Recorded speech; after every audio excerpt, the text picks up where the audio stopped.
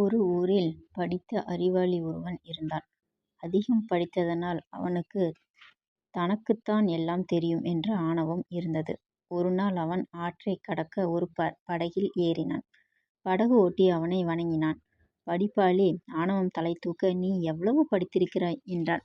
அதற்குப் படகோட்டி, "ஐயா, எனக்கு படிக்க வசதியில்லை. என் குடும்பம் ஏழ்மையானது. சிறு வயது முதலே நான் சம்பாதித்துக் கொடுக்கும் பணத்தில்தான் என் குடும்பம் நடந்து வருகிறது" என்றான். உடனே அறிவாளி, "அடடா, உன் வாழ்வையே வீணாக்கி விட்டாயே. என்னைப் பார், என்னைப் போன்று எல்லாம் தெரிந்தவர்கள் யாருமில்லை" என்றான். படகு ஆற்றில் செல்லச் செல்ல காற்றின் வேகத்தால் படகு சரியத் தொடங்கியது. படகோட்டி, "ஐயா, அலைவீச்சு மோசமாகிவிட்டது.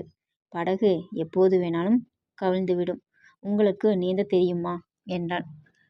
உடனே அறிவாளி பயத்துடன், "எனக்கு நீந்தத் தெரியாதே" என்றான். "ஐயா, படிக்காமல் நான் வாழ்வைத்தான் வீணாக்கினேன். ஆனால் நீங்கள் நீந்தத் தெரியாமல் உங்கள் வாழ்க்கையவே இழக்கப் போகிறீர்கள்" என்றான். பின் படகு ஆற்றில் மூழ்க அறிவாளியையும் அழைத்துக்கொண்டு சேர்த்து இழுத்துக்கொண்டு நீந்தியபடியே கரைக்கு வந்து சேர்ந்தான் படகோட்டி. அப்போதுதான் அறிவாளிக்கு புத்தி வந்தது.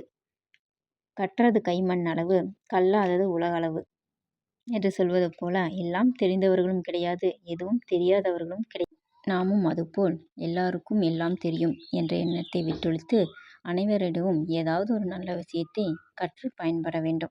நன்றி, வணக்கம்.